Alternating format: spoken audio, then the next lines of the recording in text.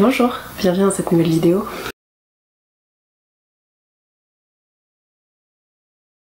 Appartement, mais je suis au beau milieu du déménagement. Donc mon canapé habituel n'est pas disponible du tout. Vous l'avez vu si vous avez vu le vlog déménagement. Mais bref, aujourd'hui du coup je vous retrouve pour le tag mieux me connaître, qui sera suivi de des réponses aux quelques questions que vous m'aviez posées dans les commentaires des vidéos précédentes. Pas mal de choses que j'aborde déjà dans le tag, mais comme il y avait d'autres questions, je reviendrai dessus mais plutôt en fin de vidéo. Je précise que je vais me fier au tag de Diminou, qui est en fait très axé sur la couture, parce que j'ai regardé le tag classique au départ, et je vous avoue que au départ je me suis dit je vais pas du tout faire la vidéo, je me reconnais pas du tout là-dedans et je vois pas l'intérêt de vous parler de ça en fait ici. Mais du coup celui qui est axé sur la couture est beaucoup plus intéressant je trouve, donc c'est de celui-ci qu'on va partir aujourd'hui. Alors pour commencer, je m'appelle Marie, je pense que vous l'avez tous deviné avec mon pseudo. J'ai 31 ans, je vis en région parisienne et je travaille dans le monde de la mode, mais plutôt dans le domaine de la chaussure, pas du tout des vêtements. Mon métier n'a rien à voir avec mon activité de couturière en tant que hobby. Et concernant mon pseudo, ce n'est pas mon nom de famille, Demar n'est pas mon nom de famille. J'ai commencé la couture puisque j'ai fait des études dans ce domaine. J'ai préparé un diplôme de styliste modéliste. Donc j'ai commencé en fait après mes études par une mana qui était déjà... en fait j'ai choisi celle-ci. Alors à l'époque, à l'école Lisa, je vais pas vous dire si c'est une bonne ou une mauvaise école. Moi j'ai été diplômée en 2014. Donc ça fait un peu plus de 10 ans. Je sais que l'école a énormément changé depuis, les cursus ont énormément changé depuis. Je serais incapable de vous dire aujourd'hui si c'est une école qui est mieux ou moins bien qu'une autre. En tout cas moi c'est là-bas que je suis allée. Et j'ai choisi spécifiquement cette école parce que, comme toute école d'art de toute façon, il faut faire une mana, donc une mise à niveau à appliquer. Enfin en tout cas c'était le cas à l'époque. Je sais qu'il y a beaucoup de choses qui ont changé depuis. En tout cas à mon époque c'était nécessaire. Donc j'ai fait une mana, mais que j'ai faite spécialisée en mode. Donc en fait j'avais des cours généraux comme dans les autres manas, et j'avais quelques heures par semaine où on découvrait un petit peu la couture. Pour moi c'était important parce qu'en fait j'avais fait un bac littéraire avec en option, vous savez la grosse option qu'on a dans le bac, pour moi c'était art plastique. Donc je faisais déjà énormément d'art plastique, j'avais déjà une très bonne culture artistique quand je suis sortie du lycée. Donc c'était, même si j'ai appris énormément de choses en mana, sur le dessin par exemple, comme le dessin de nu par exemple, que j'avais pas du tout fait au lycée, c'était une grande découverte pour moi, j'ai adoré faire ça. Mais je voulais déjà en fait toucher un petit peu à la mode, moi ce que je voulais c'était faire de la mode. Et donc cette mana-ci m'a permis de découvrir un petit peu la mode et la couture avant d'entamer mes vraies études ensuite. Ensuite j'ai donc préparer un diplôme de styliste modéliste. C'est un diplôme qui se préparait en 2 ans. J'ai fait les 2 ans à Lisa également. J'avais pas forcément envie de changer d'école.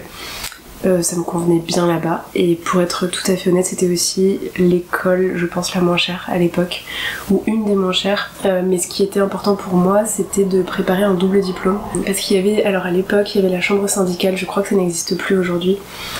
Chambre syndicale de la couture, que a posteriori j'aurais aimé avoir fait parce que en sortant de l'école je me suis dit qu'en fait j'aurais aimé être modéliste et mon diplôme était trop général, pas assez spécialisé, et donc j'ai pas pu faire ce métier. Mais faut aussi dire que la chambre syndicale c'était beaucoup plus d'années d'études et beaucoup plus cher par année aussi.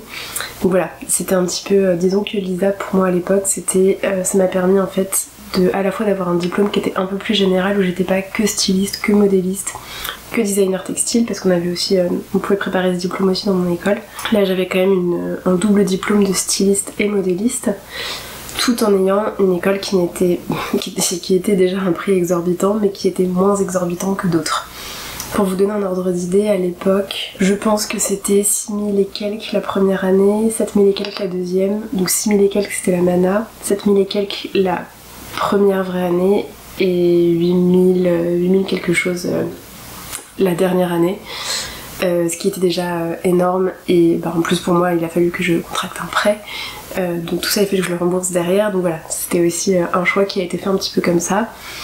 À l'époque, c'était pas la meilleure école, mais c'était pas la moins bonne non plus. Je pense que j'ai eu un cursus qui était tout à fait ok. Mais c'est donc ainsi que j'ai commencé la couture à l'école, tout simplement. Et c'est pour ça aussi que j'ai des habitudes qui sont très traditionnelles, comme le fait de faire des toiles. Même si, bon là dernièrement je m'en détache un petit peu. Mais il y a plein de choses en fait où...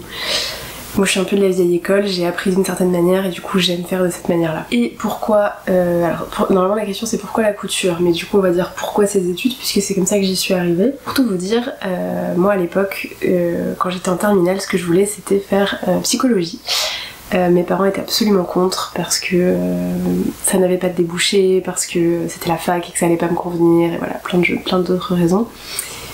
Et un jour, je sais pas pourquoi, j'ai regardé les écoles et j'ai dit à mes parents, ok, s'il y a une école dont je rêve, ce serait ça. Et c'était bizarre. Ils en ont discuté et ils m'ont dit, ok, très bien, si t'y arrives, on te suit, mais il faut que tu te rendes compte de tous les engagements, notamment déménager, puisque moi à l'époque je vivais à Reims chez ma mère, donc il fallait que je déménage à Paris. Et puis après, évidemment, c'était beaucoup plus d'autonomie, voilà, beaucoup de choses différentes. Et je saurais pas vous dire exactement d'où ça m'est venu. J'ai toujours eu un grand intérêt pour la mode. Ma mère m'a redit, c'est vrai que moi j'avais complètement oublié, mais que quand j'étais petite, je dessinais déjà des vêtements. Que à ma grande époque, où j'étais fan de Laurie, comme beaucoup d'entre nous, je m'amusais à dessiner des tenues pour les concerts de Laurie. Moi je me souvenais pas de tout ça et en fait ma mère a encore tous les carnets, enfin voilà, c'était marrant à voir. Et du coup je pense que c'est un peu un truc qui est resté dans ma tête pendant toutes ces années.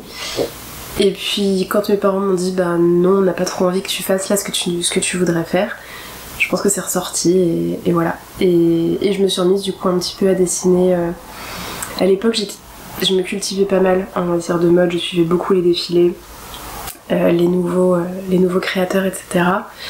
Et je me suis remise un petit peu au dessin très progressivement. Et j'avoue que l'école m'a beaucoup appris dans ce domaine-là. Et autant aujourd'hui je suis plus du tout aussi assidûment tout ce monde-là. Autant à l'époque c'était vraiment chouette en fait de vivre ça à 100%. Parce que c'était vraiment ce qui m'animait au quotidien. Alors du coup ça répond à la question suivante, parce que j'ai déjà pris des cours de couture, oui, à l'école. J'avais des cours de modélisme plus précisément, donc où on apprenait à coudre mais aussi à patronner.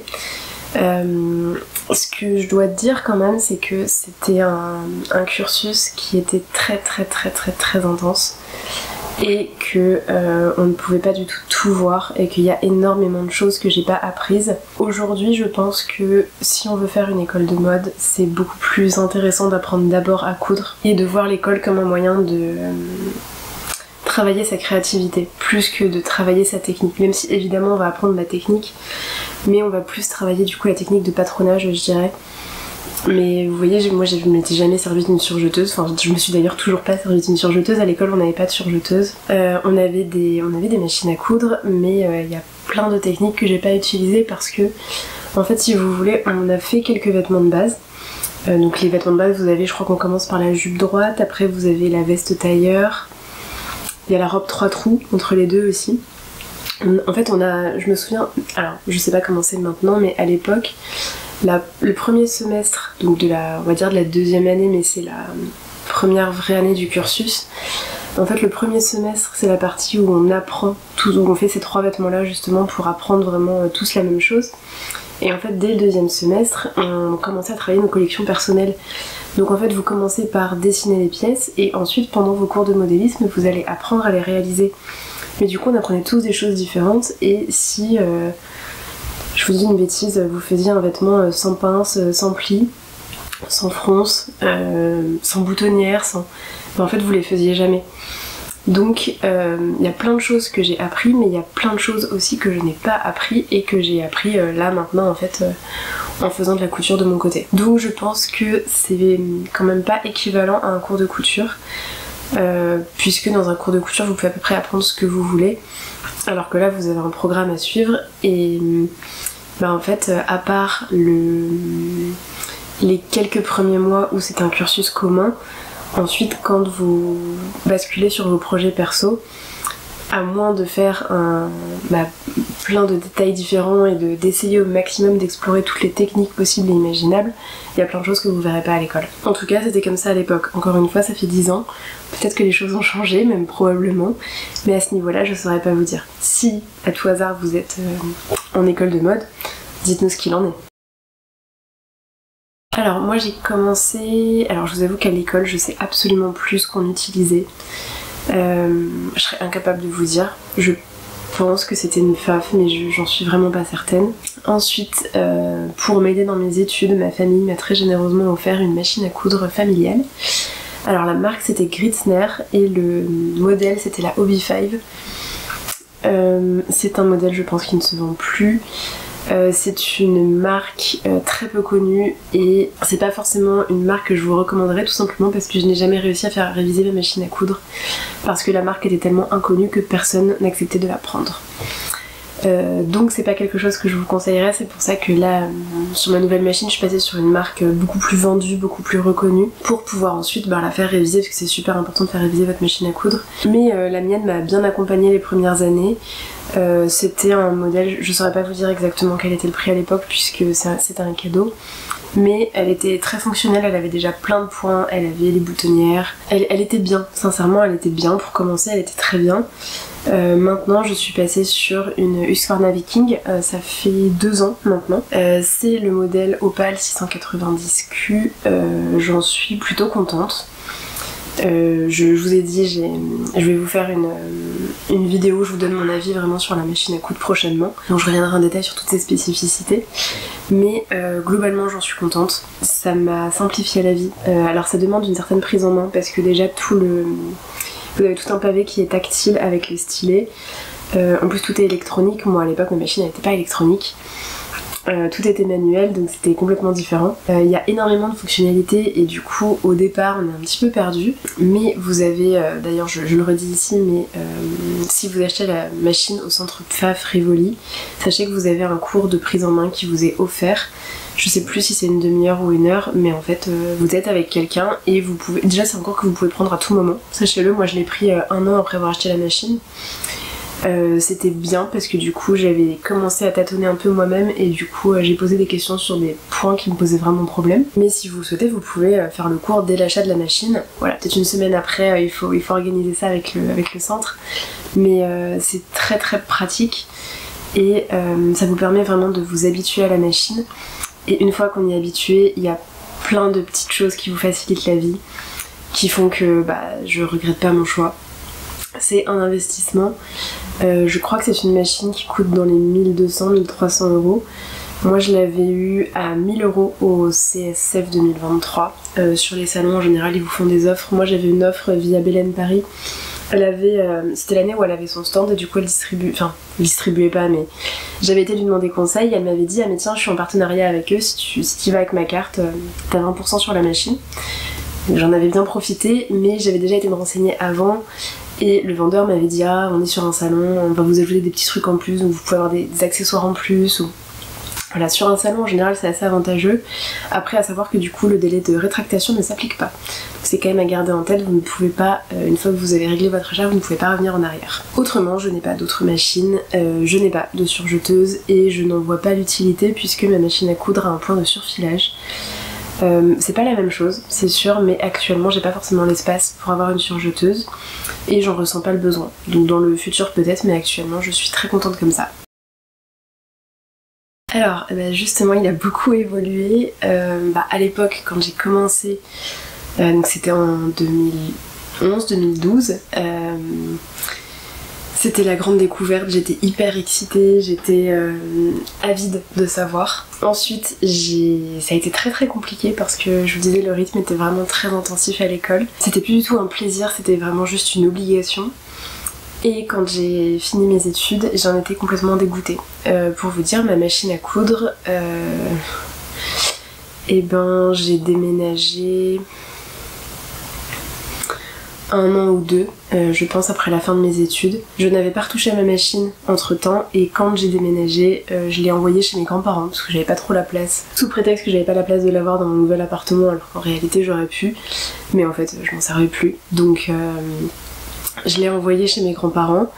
J'ai complètement oublié la couture, je l'ai supprimée de ma vie, je ne voulais plus en entendre parler, j'étais vraiment dégoûtée. Et puis c'est revenu avec le confinement. À l'époque je travaillais pour une entreprise qui a proposé aux personnes qui avaient des machines à coudre de leur envoyer le matériel nécessaire pour faire des masques pour les hôpitaux. Donc je me suis proposée, j'ai fait rapatrier ma machine de chez mes grands-parents et c'est comme ça que je me suis remise à la couture. Ça m'a redonné un petit peu envie de m'y mettre, c'est comme ça aussi que j'ai découvert les vidéos sur YouTube de couture et notamment les vidéos de Raphaël. Moi Raphaël, je vous l'ai déjà dit, mais c'est la première personne que j'ai découvert sur les réseaux qui parlait de couture et ça m'a donné envie. Donc j'ai recommencé très doucement, d'abord avec, je crois que j'avais fait une blouse pour moi, je sais plus si j'ai commencé par faire ma blouse rose ou la chemise l'élégant pour Alexis, j'ai un petit doute. Mais c'est ce qui m'a vraiment motivée. Je pense que j'ai peut-être fait la blouse rose pour moi et ensuite déjà j'y ai passé beaucoup de temps. Et j'avais du mal à retrouver quand même le plaisir. J'avais vraiment cette espèce de truc en moi où en fait j'avais vraiment gardé la couture en tête comme un truc un peu pénible. Et même si j'avais très envie de me remettre, c'était pas si simple que ça. Du coup ensuite le fait de faire la chemise pour Alexis, ça m'a vraiment motivée parce que le fait de coudre pour quelqu'un d'autre et de voir sa satisfaction, etc. c'était hyper cool et hyper valorisant. Donc c'était très sympa. Ensuite j'ai essayé de continuer pour moi, mais enfin, je pense que vous l'avez vu si vous me suiviez, mais j'étais vraiment pas assidue. C'était vraiment pas une priorité en fait pour moi. J'avais cette envie de m'y mettre, mais il y avait un truc qui bloquait un peu ma volonté. Et puis là petit à petit en fait, je pense que les tests m'ont beaucoup aidé aussi. J'ai petit à petit fait des tests avec différentes marques et c'était super enrichissant. Le fait de pouvoir échanger un petit peu sur les réseaux aussi, ça motive en fait parce que du coup on a les retours des autres. Le fait de pouvoir échanger, voir ce que les autres font, trouver de l'inspiration, trouver des idées, voir des tissus qui nous font envie, voir des patrons qui nous font envie. Voir aussi les vêtements sur toutes les morphologies, ça c'est un truc absolument génial grâce au réseau. C'est que au-delà du dessin technique, on peut voir ce que ça rend sur une personne qui a une morphologie similaire à la nôtre ou différente à la nôtre. Donc voilà, moi aujourd'hui c'est un vrai plaisir, d'autant plus maintenant que je suis sur YouTube où du coup j'ai encore plus de plaisir à partager ce que je fais et du coup ça me motive à faire encore plus. Et ça s'est assez bien aligné avec mon envie de ne plus consommer tellement de vêtements en magasin parce que je trouvais pas forcément mon bonheur, parce que c'était beaucoup de fast fashion pour rester abordable, parce que les matières étaient pas bonnes, parce que la qualité était pas bonne. Parce que la surconsommation c'est pas bien, disons-le. Je dis pas que c'est un truc que j'ai complètement éradiqué parce que avec la couture on a la tentation d'acheter beaucoup de tissus et j'ai cédé à cette tentation. Même si en réalité j'ai fait assez peu d'achats de tissus neufs. Depuis 2 ans je pense que j'ai dû faire peut-être 5-6 commandes de tissus, grand maximum. La majorité de ce que j'ai acheté, je l'ai acheté en seconde main sur les brocantes, donc voilà, ça reste un peu plus raisonné. Mais voilà, il n'y a pas à dire, ça reste de la surconsommation. Mais c'est vrai qu'aujourd'hui, ça ne m'arrive que très peu d'acheter des vêtements. En général, ce que j'achète, ce sont les jeans, parce que j'ai trouvé une marque de jeans qui me va très bien et que je trouve toujours dans la boutique que j'adore à Reims, et avec une vendeuse qui est toujours adorable aussi, qui me conseille très bien. Enfin, voilà, ça reste un plaisir d'acheter ces pièces-là. Mais autrement, oui, des vêtements occasionnels comme un sweat à un concert. J'avais acheté un sweat à Disney aussi, enfin voilà, mais autrement j'ai fait très peu d'achats dans les commerces depuis 2 ans, pour les vêtements en tout cas, et ça me va très bien. J'ai pas du tout la volonté pour autant d'avoir un dressing 100% fait main. J'ai de très belles pièces du commerce dans mon dressing dont j'ai aucune envie de me séparer. L'idée en revanche c'est pour les pièces que j'aime mais qui sont dans des matières qui ne conviennent pas ou dont la coupe ne convient pas parfaitement, de pouvoir les remplacer par des pièces cousues main. Où là du coup je vais pouvoir faire une pièce qui me corresponde à 100%. Mais autrement, voilà, je continuerai à acheter très probablement mes jeans dans le commerce. J'ai très envie de tester de m'en faire quand même.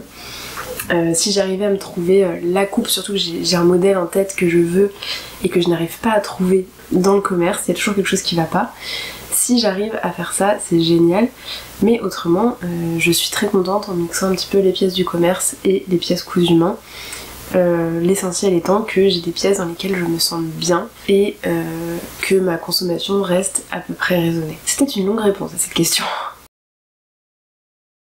Alors, je dirais que c'est probablement Belen Paris. Je sais pas si c'est vraiment ma marque préférée. Il y a beaucoup de marques que j'aime. Mais c'est en tout cas celle que j'ai le plus cousue et celle chez qui j'ai acheté le plus de patrons que je n'ai pas encore cousu aussi. Je pense que je dois avoir une quinzaine de patrons de chez Belen. Je sais pas combien il en a exactement. Il y en a d'autres que j'ai pas encore acheté mais qui me font envie. Mais voilà, cette année je m'étais dit j'arrête d'acheter des patrons parce que j'en ai trop que j'ai pas encore cousu. Donc c'est pareil, je me raisonne là-dessus. Mais j'aurais tendance à dire que c'est Belen parce que en fait déjà pour la qualité de ce qu'elle fait. Au-delà du style des vêtements, les explications sont super claires. Si vous avez une question, elle est toujours là pour vous répondre. Il y a des conseils sur les tissus, si vous savez pas trop quoi faire, pas assez sûr de vous pour les choisir seul. Vous avez plein de propositions d'adaptation en fonction de votre morphologie aussi. Je trouve que les schémas sont clairs, en tout cas pour moi. Encore une fois, je fais un peu écho à ce que je disais dans les vlogmas où pour le coup j'ai parlé d'une marque qui malheureusement je pense ne me convient pas. Ce qui ne veut pas dire que c'est une mauvaise marque, hein, je le redis, mais voilà. Mais je pense qu'en tout cas Belen c'est une marque qui me convient, où je trouve les explications claires, où les schémas me parlent, où le patronage globalement me va aussi. Alors pas toujours, hein, la preuve c'est que ma robe Kerwan elle est toujours en attente d'être finie parce que même au bout de 5 toiles j'ai toujours pas le résultat que je veux.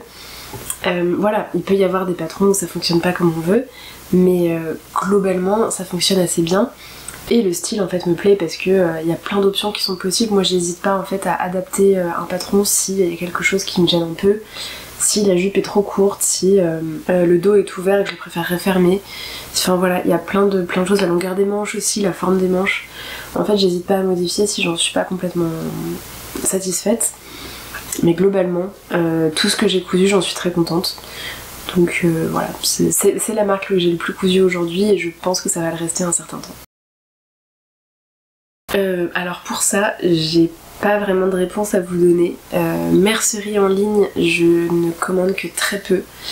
J'ai fait une commande chez Mercerie Extra qui était plutôt pas mal. Alors je trouve que le site est abominable, qu'il serait vraiment temps qu'ils le mettent à jour pour un design un petit peu plus moderne. Mais si ça leur convient comme ça, voilà, tant mieux pour eux. Mais ma commande s'était très bien passée et les prix sont vraiment imbattables. J'ai déjà commandé chez ma petite mercerie, ça s'était bien passé.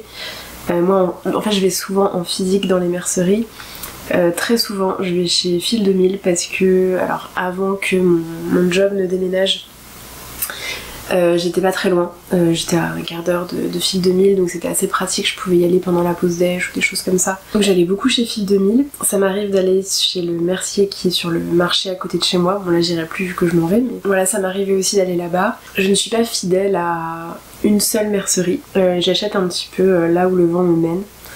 Et en ce qui concerne les tissus, j'achète majoritairement sur le CSF, donc c'est pareil, il n'y a pas un endroit spécifiquement.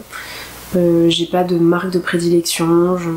Jusqu'à maintenant, j'ai pas tellement été déçue par les tissus d'une quelconque marque.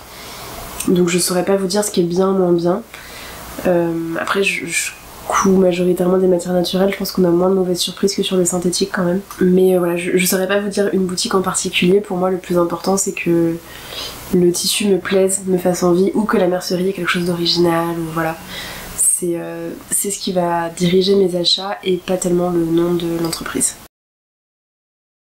Côté organisation, c'est très aléatoire. Il n'y a pas de règles définies. C'est quand j'ai du temps libre, mais après, mon entourage et ma vie, je dirais, ma vie perso. Couture, c'est pas mon métier, c'est pas une priorité.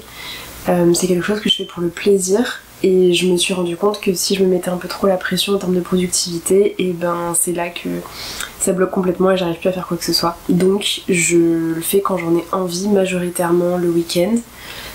Après par exemple quand il y a un test où on a un délai qui est beaucoup plus court, là je vais coudre le matin avant d'aller bosser, le soir en rentrant, le week-end beaucoup aussi.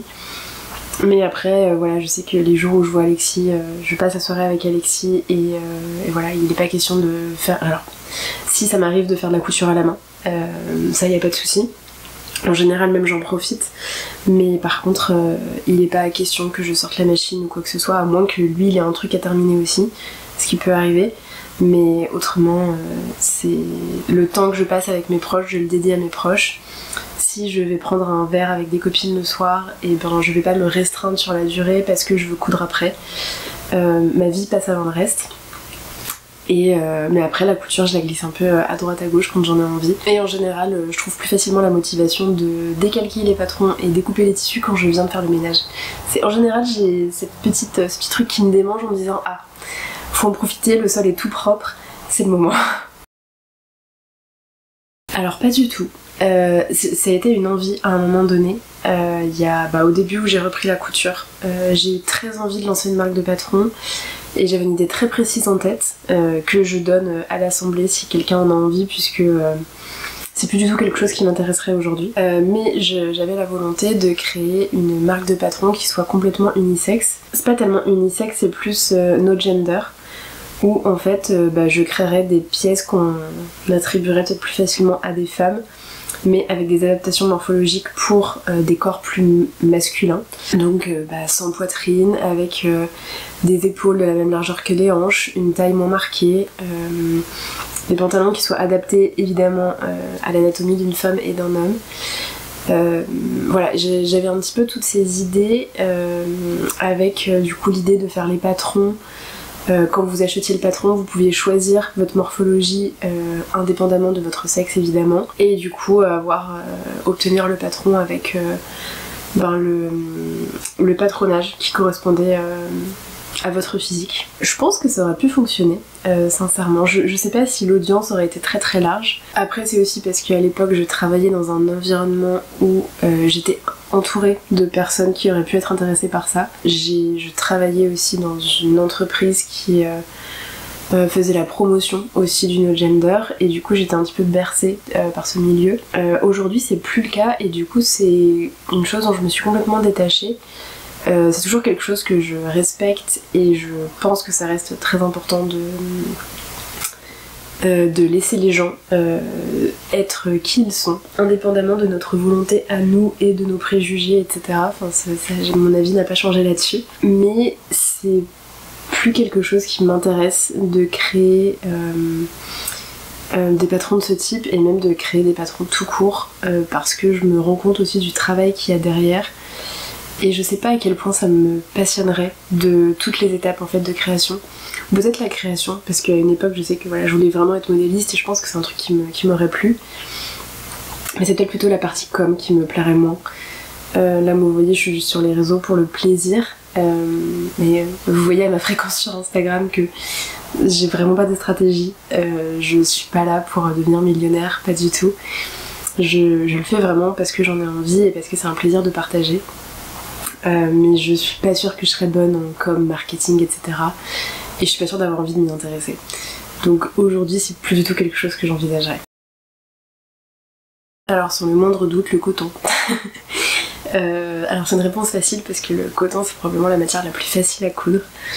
Mais j'avoue qu'une bonne gabardine de coton, c'est tellement un plaisir, c'est tellement facile, ça passe bien sous la machine. Alors, j'allais dire, il n'y a pas besoin de beaucoup épingler. Moi, je suis une dingo de l'épinglage, et du coup, j'épingle toujours. Mais en fait, ça se fait très bien, le tissu glisse pas ni à la découpe ni à la couture.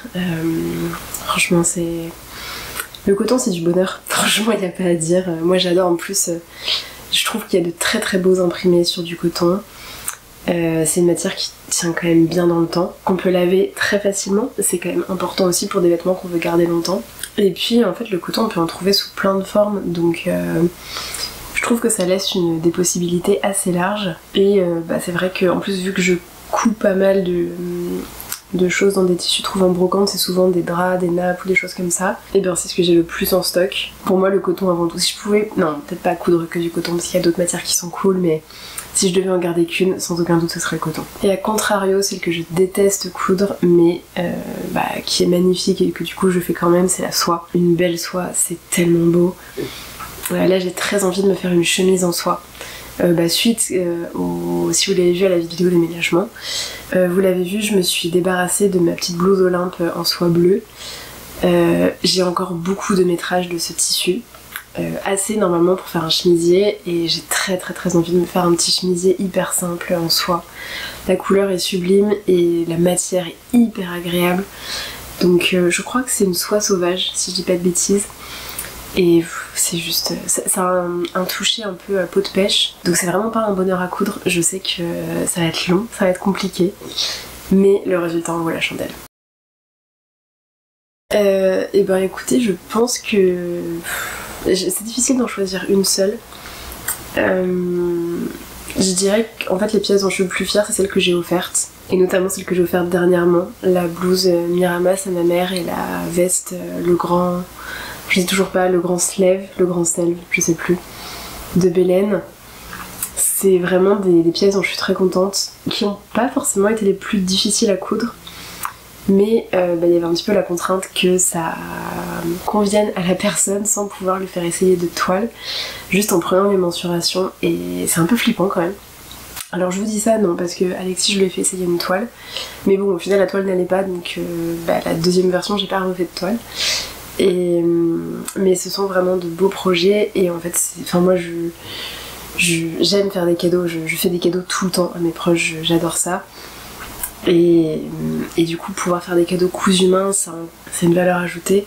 Et du coup ouais, je pense que ce dont je suis le plus fière c'est d'être en mesure de faire des cadeaux faits main à mon entourage.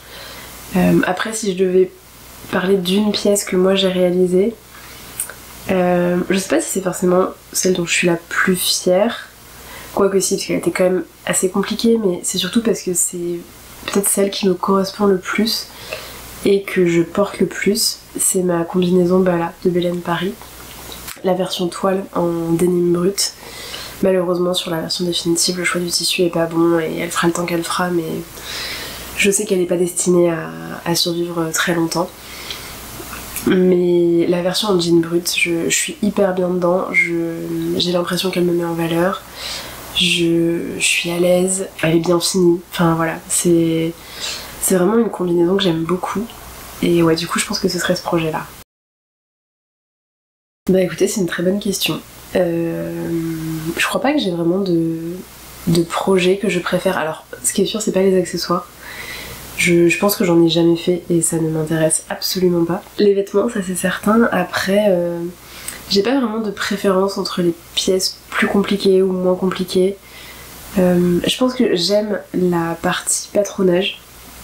Alors, pas tellement patronage pur et dur parce que je me suis pas remise depuis mes années d'études, mais plutôt la modification de patron. Ça c'est quelque chose que j'aime faire et que je prends plaisir à faire si on est sur un patron ajusté et que je veux qu'il me convienne vraiment. Je pense que c'est peut-être une des choses que j'aime le plus, mais du coup c'est pas un type de vêtement en particulier, je couds un petit peu de tout. Parce que j'ai pas encore cousu, j'ai envie de le coudre dans le futur. Je vous parlais des jeans mais les manteaux aussi, je sais pas, des robes longues, je rêve de robes longues. Enfin voilà, il y a plein de choses que j'ai pas encore cousues mais qui sont dans mes projets. Ce qui change un peu des autres projets, c'est ceux pour lesquels il faut que je passe du temps à faire des toiles. Je pense que j'ai aussi une appréciation différente pour le vêtement fini. Écoutez, c'était la dernière question de la partie tag.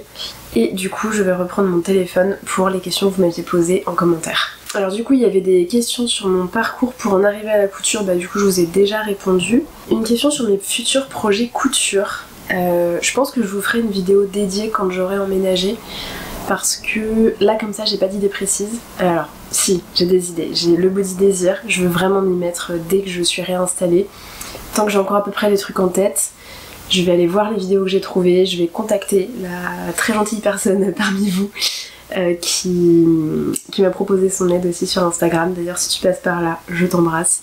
Merci par avance de ton aide. C'est vraiment, j'aime pas laisser les projets en suspens comme ça, donc je vais vraiment essayer de le finir la robe Kerwan parce que ça fait des mois du coup qu'elle traîne et j'ai envie d'arriver au bout de ce projet. Et ensuite je ne sais pas, mais je pense que le mieux c'est quand je vais m'installer, je vais redéballer tous mes tissus, simplement de me laisser inspirer par ce que j'ai. En général c'est comme ça que je fonctionne. J'ai déjà beaucoup d'idées de projets selon les tissus. Sur beaucoup de mes coupons en fait j'ai des petits post-it avec les idées de patrons que j'ai pour les coudre parmi ma patron tech. Et du coup je pense que c'est ça que je vais faire. Après j'avais fait une liste aussi à l'été dernier des pièces qui me manquent un petit peu dans mon dressing. J'ai toujours cette liste donc je pense que j'y jetterai un œil pour être sûre aussi de faire des choses privilégie en tout cas des projets dont j'aurais besoin, plus ou moins dans ma garde-robe, même si, voilà, faut être honnête, j'ai besoin de rien, j'ai de quoi m'habiller. Mais peut-être aussi pour remplacer certains vêtements dont je me suis séparée, parce qu'ils étaient trop abîmés, ou parce que ils m'allaient pas parfaitement, mais voilà, dont j'avais du mal à me séparer parce que je les aimais beaucoup. Voilà, j'ai plein de... J'ai pas d'idées précises, mais j'ai plein d'idées. Donc je vous ferai une vidéo dédiée, c'est certain, dès que je serai un petit peu installée dans mon nouveau chez moi. Concernant la présentation de mon coin couture, du coup, ça va être compliqué. Dans le prochain appartement, je n'aurai probablement pas de coin couture non plus. Là actuellement, si vous voulez, j'ai un petit bureau sur lequel je mets ma machine quand je la sors, mais en général elle est rangée. J'ai des commodes qui contiennent des tissus, j'en ai un petit peu sous mon lit aussi dans des caisses en plastique. J'en avais un petit peu dans mon caddie, vous savez les petits caddies de mamie là que je balade pour aller au CSF, voilà, pour mes achats tissus en général, parce que c'est très pratique et au moins ça pèse pas sur le dos, parce qu'on sait que le tissu ça pèse lourd. Donc en fait j'en ai un petit peu à droite à gauche, la mercerie j'en ai dans ma travailleuse derrière moi, j'en ai dans mon meuble Alexa derrière moi. J'ai un peu de tout partout. J'avais aussi du tissu stocké dans mon placard d'entrée, enfin voilà, j'en ai un peu partout et clairement la volonté dans le prochain appartement c'est d'essayer de tout centraliser un petit peu plus et de toute façon réduire la quantité de tissu, surtout parce que la mercerie j'ai beaucoup de boutons mais c'est toujours utile. C'est pas ce qui prend le plus de place, mais j'ai vraiment la volonté de réduire mon stock de tissu, donc l'idée ça va être de coudre pas mal ce que j'ai déjà avant de racheter. Chose que je fais déjà depuis un an, en majorité bien sûr. J'ai fait quelques achats annexes pour des projets spécifiques, mais globalement j'ai pas acheté de nouveaux tissus. Et l'idée c'est vraiment de réduire un petit peu ce que j'ai pour que tout tienne dans un seul endroit, ce serait vraiment l'idéal. Mais malheureusement on n'aura pas un appartement aussi grand que ce qu'on aimerait, parce qu'on va être dans Paris et que dans Paris tout est extrêmement cher. Et dans le futur on espère pouvoir avoir plus de place. Mais le fait est que Alexis est très manuel, je suis très manuelle, on a beaucoup de matériel pour toutes nos activités manuelles. Et même si on va faire des concessions l'un comme l'autre dans le nouvel appartement, la réalité c'est que on est encore en train d'y réfléchir, parce qu'en fait malheureusement on n'a pas les dimensions de toutes les pièces, on n'a pas... Pour l'instant il n'y a eu qu'une seule visite, c'est moi qui l'ai faite toute seule. On n'a pas pu faire de contre-visite, on n'en fera pas avant la signature de l'état des lieux. Donc voilà, c'est un peu compliqué pour le moment de se projeter, on a des idées de où mettre nos bureaux respectifs, mais a priori la meilleure idée qu'on ait pour l'instant ce serait de se faire un grand bureau mais qu'on partage, et peut-être en mettre un plus petit dans une autre pièce, et en fonction des activités qu'on fera, se prêter les bureaux de chacun. Et ouais, c'est peut-être la meilleure idée qu'on ait, mais du coup a priori j'aurai pas de coin couture dédié, on n'aura pas l'espace en fait pour ça. J'espère un jour pouvoir avoir, je sais pas si j'ai forcément envie d'une pièce dédiée à la couture, mais peut-être juste un petit coin où en fait j'aurais pas besoin de ranger ma machine à chaque fois, et où j'aurais vraiment un meuble dédié pour les tissus, un endroit dédié pour la mercerie, pour les patrons, que tout soit au même endroit et que j'ai pas besoin de naviguer à droite à gauche dans tout l'appartement quand je cherche quelque chose. Mais actuellement j'ai pas de coin couture à vous présenter. Et enfin mon organisation pour les vlogmas. Alors je vais pas vous mentir, ça a été intense, d'autant que j'aurais pu m'y prendre plus tôt, mais en fait j'ai commencé à mûrir le projet en novembre et je me suis vraiment décidée mi-novembre. Donc à ce moment-là, je venais de finir le test pour Belen, la veste homme, et du coup je me disais bon allez, c'est vrai que c'est quand même un gros projet, j'ai réussi à le coudre rapidement parce que j'avais des impératifs en fait lors de la deadline du projet, moi j'étais à Reims, donc il fallait absolument que tout soit fait le week-end d'avant, aussi bien la couture que les photos, que tout. Et je me suis dit mais si t'as réussi à faire ça, une grosse pièce comme ça en 2 jours, bien sûr que tu peux faire un vêtement par jour en décembre. Et c'était un petit challenge que j'avais envie de me mettre aussi, pour voir aussi ce que ça faisait sur YouTube, en toute honnêteté, pour voir ce que ça faisait à mes statistiques. Dites-moi d'ailleurs si ça vous intéresse que je vous parle de ça, parce que le résultat n'est pas du tout celui que je pensais à tout niveau. Ce que je pensais qu'elle allait monter n'a pas monté, ce que je pensais qu'elle allait baisser n'a pas baissé.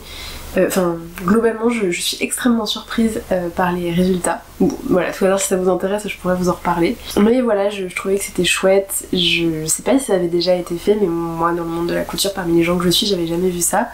Je me suis dit que ce serait cool, que ça changerait.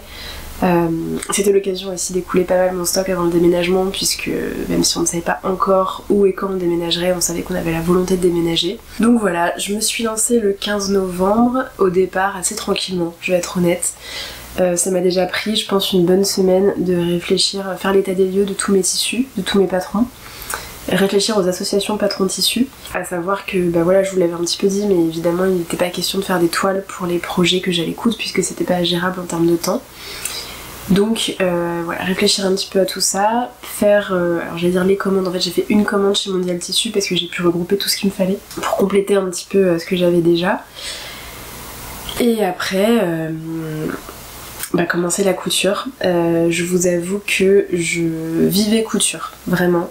Alors excepté mes soirées avec Alexis, où voilà, excepté éventuellement de la couture à la main, il n'était pas question de ça. Parce que c'était son inquiétude aussi à lui et c'est légitime, c'est que quand je lui ai dit ça, il m'a dit mais et moi on va plus se voir.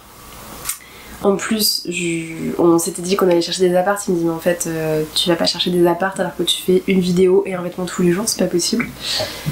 Donc bon, il fallait vraiment que ça passe en second plan, parce que, pas seulement parce que lui le voulait, mais parce que moi c'est ce que je voulais aussi avant tout évidemment. Et du coup c'était un petit peu de tout, c'est-à-dire que les recherches d'appart c'était dans les transports. Je passais mon temps sur les applications, j'envoyais des emails, je faisais tout ce que je pouvais. Le matin, dès que je me levais, en fait, j'essayais de me lever un petit peu plus tôt parce que moi j'ai beaucoup de mal à me coucher tard le soir. Donc j'essayais plutôt de me lever un peu plus tôt et de me préparer plus rapidement pour avoir un petit peu de couture le matin. Le midi, pendant ma pause déjeuner, je montais les vidéos. Et globalement, j'arrivais à m'en sortir en montant une vidéo sur une demi-heure. Sauf les bilans couture qui pouvaient être un petit peu plus longs, mais globalement sur une demi-heure, j'arrivais à tout faire. Et le soir, je postais la vidéo idéalement quelques jours en avance, sinon du lendemain. À savoir que je n'ai pas la fibre, je n'ai que la DSL et que c'est très très très très long. Et que quand ça m'est arrivé dans le passé, pas pendant les vlogmas, mais de vous poster des vidéos d'à peu près 1 heure, ça pouvait prendre jusqu'à 2 jours à se poster sur YouTube. Donc c'était vraiment très très très très long. Donc c'était vraiment un temps que je devais prendre en considération aussi. Il fallait aussi, alors j'ai eu plus de mal à la fin, mais j'essayais au maximum d'avoir 1 semaine d'avance pour pouvoir vous faire les plans portés et les photos de miniatures en lumière du jour. Parce que la réalité c'est qu'avec mes horaires de travail, c'était pas possible. Hein. Le matin, le soir il faisait nuit, donc impossible de vous faire des photos correctes. Et puis du coup, une fois que la vidéo, donc pendant que je faisais le montage, une fois qu'elle est en train de s'exporter, alors je sais pas pour celles qui font du montage, mais moi l'ordinateur ne répond plus de rien. Donc du coup je me remettais sur mon téléphone à regarder les annonces, répondre éventuellement aux emails, préparer les visites, etc. Et puis quand j'avais des visites, tout s'arrêtait et c'était visite d'appartement en priorité, évidemment. Et puis voilà, et puis j'ai miraculeusement tenu jusqu'à la fin. J'ai pas eu à faire de nuit blanche et j'en aurais pas été capable, pour être complètement honnête. En soi j'ai quand même pris énormément de plaisir. À la fin j'étais fatiguée. Ça c'est sûr, mais aussi parce qu'il y avait le déménagement qui se profilait et que c'était beaucoup de choses à gérer en même temps. Parce que si vous voulez, vu que l'appartement je suis toute seule à l'avoir visité, j'étais évidemment le point de contact de l'agence et du coup tout passait par moi. Donc moi je faisais le lien entre l'agence, Alexis, éventuellement les autres prestataires, on a une agence de gestion locative, j'ai pas tout compris, voilà, il y avait eux aussi, qui ensuite avait mes coordonnées, celles d'Alexis, et puis en fait tout se coordonnait pas bien, donc on n'avait pas les mêmes informations, enfin c'était un petit peu compliqué, il y a beaucoup de choses que j'ai dû gérer seule aussi. Typiquement, l'appartement, moi je l'ai vu, pas Alexis, c'était aussi mon rôle de le convaincre, d'après la vidéo, étoffer un petit peu les images pour voir ok c'est bien, c'est pas bien, est-ce que ça nous correspond, etc. C'était quand même une grosse charge mentale, je vais pas vous le cacher. Là on gère beaucoup plus à 2 et ça se passe beaucoup mieux, mais en fait tout est arrivé un petit peu au même moment, donc je vous avoue qu'à la fin j'étais contente que ça s'arrête, mais pas du tout à cause de la couture, parce que, même des vidéos, parce que j'ai vraiment pris énormément de plaisir à faire ça pendant 1 mois. Est-ce que je le referai? Probablement pas. Déjà tout simplement parce que a priori dans le futur je ne vivrai plus seule et je peux pas imposer ça à qui que ce soit, ça veut dire qu'on vit ensemble mais qu'on ne se voit pas. Si un jour YouTube est mon travail, pas sûr que ça arrive un jour, c'est pas forcément une volonté que j'ai non plus. Si un jour c'est le cas, peut-être, hein, bien sûr, peut-être que là j'y consacrerai beaucoup plus de temps, mais actuellement c'est pas le cas, donc non, mais ça s'est bien passé, c'était chouette. Je vous le dis, moi j'ai pris beaucoup de plaisir, les vêtements qui en sont ressortis, j'en suis super contente. J'ai pu me faire une opinion sur plein de marques, sur plein de patrons. Non, franchement c'était chouette. Et c'était très intense. En fait, ce que je retiens vraiment de cette expérience, c'est que j'ai beaucoup plus de temps libre que ce que je veux bien croire. Et c'est le cas pour beaucoup d'entre nous en fait. C'est que, alors évidemment pendant un mois j'ai pas regardé de série. J'ai pas mal regardé YouTube parce que du coup ça m'accompagnait, mais pas des trucs trop profonds parce que du coup je pouvais pas du tout regarder les images, il fallait vraiment que je sois concentrée sur ce que je faisais. J'ai été au sport mais pas beaucoup, j'ai pas vu mes amis. Voilà, pour le coup là j'ai vraiment fait des concessions pour pouvoir me consacrer à YouTube et à ce projet couture. Mais voilà, c'était une expérience qui était très cool pendant un temps. Mais là je suis contente de retrouver mon petit rythme. Bon, même si là je suis pas encore du tout retournée à mon petit rythme parce que je suis en plein dans les cartons. Mais voilà, je suis contente en tout cas d'avoir mis un petit peu de côté la couture. Ça me manque quand même. J'aimerais bien faire des projets un petit peu plus longs pour le coup, parce que j'ai fait beaucoup de projets courts pour pouvoir tenir les délais. J'ai envie de reprendre des projets qui me prennent un petit peu plus de temps, qui sont un petit peu plus poussés. Malheureusement c'est pas d'actualité puisque ma machine je la récupérerai pas avant quelques semaines voire quelques mois. Mais ça me permet en attendant de me concentrer sur d'autres choses et notamment sur notre emménagement qui va être une grosse priorité. Et finalement c'est pas plus mal que du coup la couture soit un petit peu inaccessible pour le moment. Ça me permet de pas être tentée. Néanmoins je serais ravie de retrouver ma machine à coudre d'ici quelques temps. Et d'entamer les projets printemps-été. Du coup, à mon avis, quand je vais la recevoir, ce sera à peu près la saison. Écoutez, je pense qu'on va s'arrêter là-dessus. La vidéo est déjà très très longue, je crois. Merci en tout cas pour vos questions. J'espère que toutes ces réponses vous ont apporté un peu plus d'informations à mon sujet. Si l'envie vous prend de me répondre aussi en commentaire, de répondre aux questions du tag, sur votre historique couture, sur ce que vous aimez moins, etc. Ce sera un plaisir de vous lire aussi. Moi j'aime beaucoup regarder les vidéos de ce type, mais tout le monde n'est pas sur YouTube, tout le monde ne fait pas des vidéos.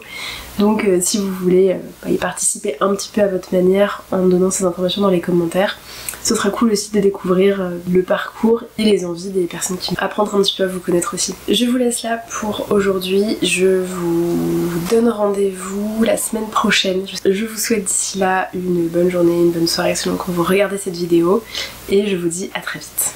Ciao!